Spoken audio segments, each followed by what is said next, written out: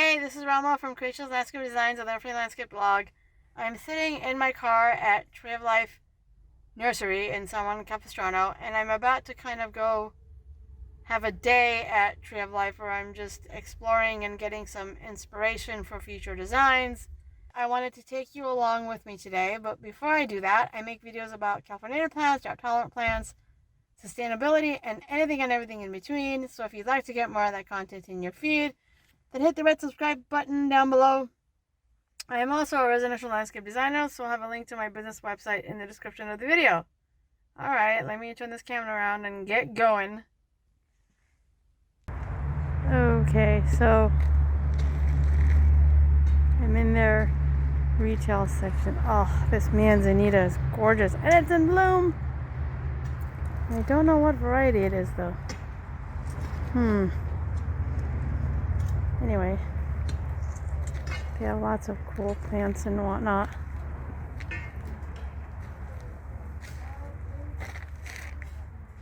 I like this idea, the metal trough being a plant stand. Plant California natives, be California friendly. Agreed. Oh, look at this. I have this in my own garden in containers. This is the Galvizia Gencia Grand Canon. Actually, I think the new genus is Gambelia or something like that. The Baja Bush Snapdragon. Look at that. So gorgeous. And yes, this does grow in containers. At least it is at my house.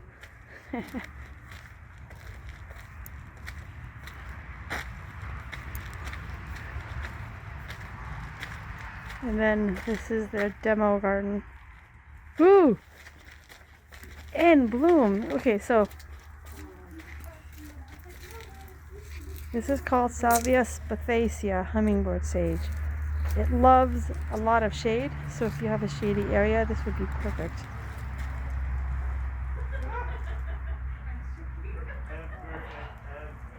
And hopefully you can hear me because I am wearing a mask. So anyway, look at that.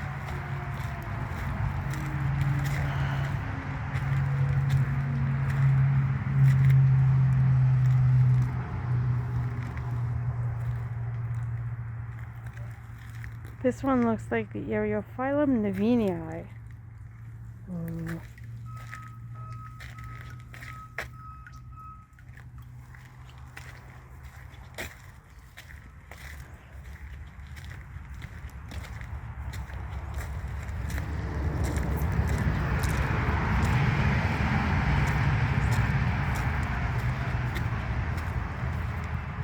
Now I'm actually not going to buy any plants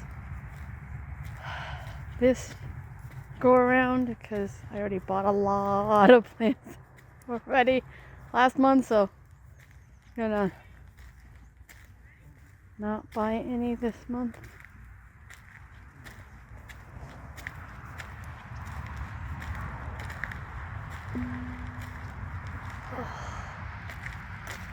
Oh, they have bees bliss sage. Okay, wait. I know I said I wasn't gonna buy any, but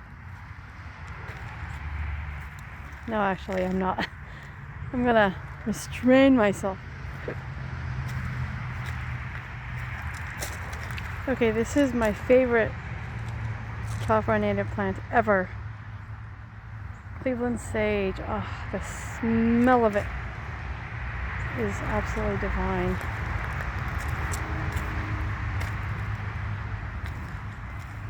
Oh, one thing. Actually, hold on a second.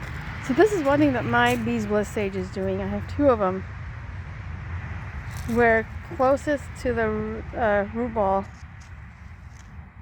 closest to the trunk, it's all kind of died out, but the rest of it is green, and it's so odd, but it's still alive. This is one plant I highly recommend if you've got a shady area. The former name is Satureja de Glacia Yerba Buena. The leaves are edible, tastes like spearmint.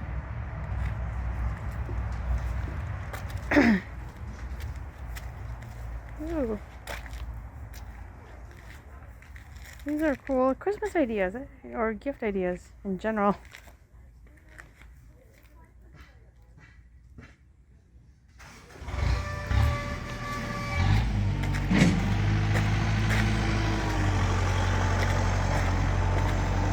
Now this is interesting.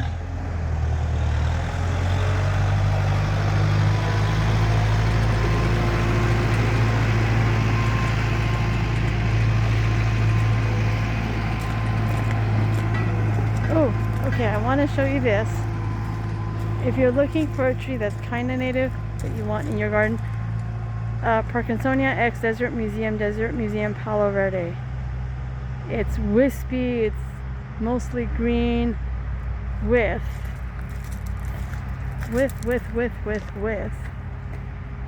these yellow flowers. Very drought tolerant, gorgeous, mostly evergreen. And it will get taller than this by a few feet, but yeah.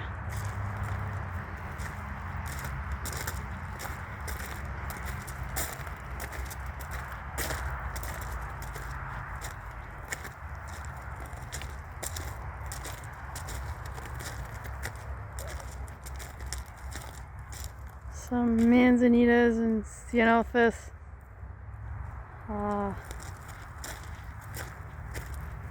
There's just so much here to get inspired by, at least for me.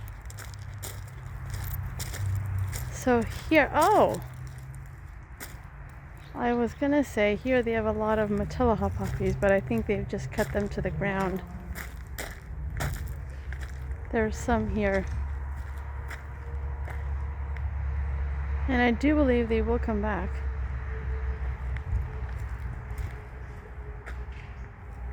Hey.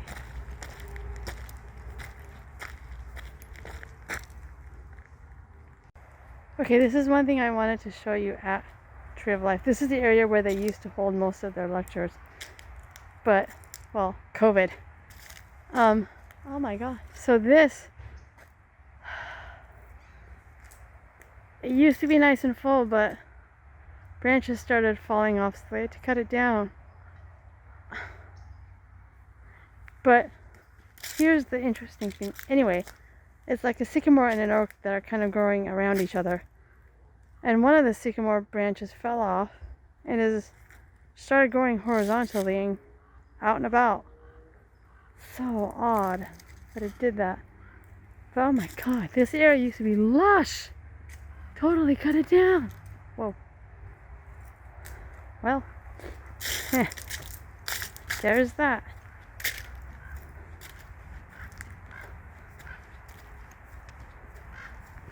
Then this is kind of the trail that you can walk around. Now, Tree of Life is like 40 acres. Not that we have access to all 40 acres. Certainly not me. Danger, danger, cliff off ahead. Stay back. Yeah, careful when you're at Tree of Life. Don't want to fall over a cliff now. Oh. Clear across the cliff is Casper's Wilderness Park.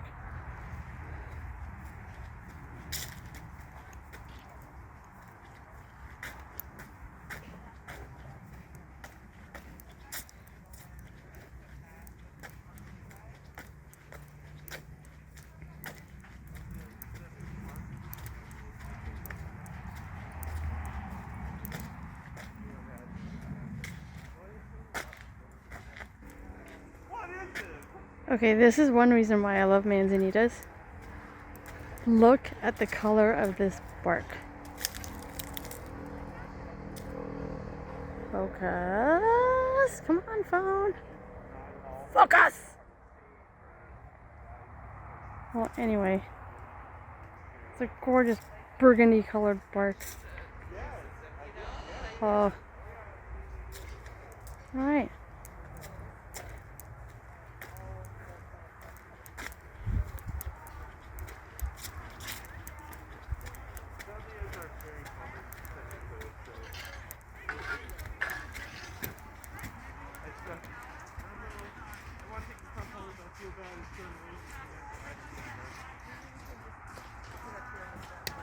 Hopefully you were somewhat inspired, as I definitely was.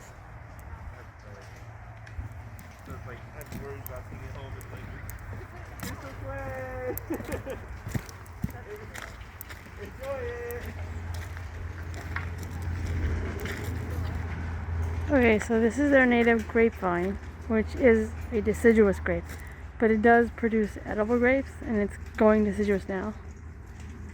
And what I want to show you, look at all of this is just from the grapevine, from this one trunk. It's just, whew, I mean, there's a pole holding it up kind of, but still. Damn. Ooh, it looks like they're planting a garden. I don't know if they want to be on camera, so I might step back a bit.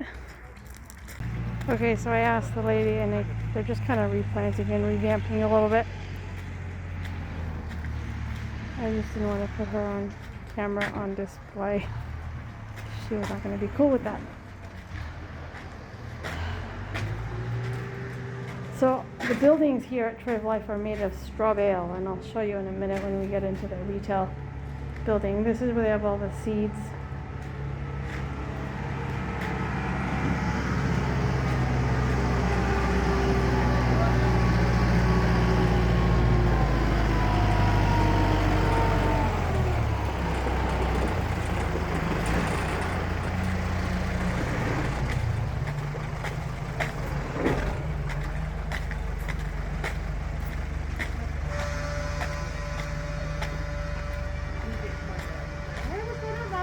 Morning, how are you?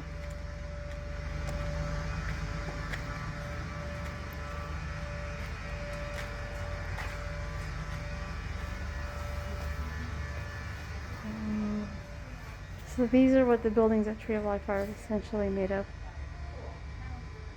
Straw bale. This is their retail store, if you will. Oh. Look at that.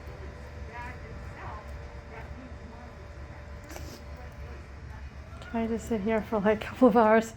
Yeah, all kinds of books here.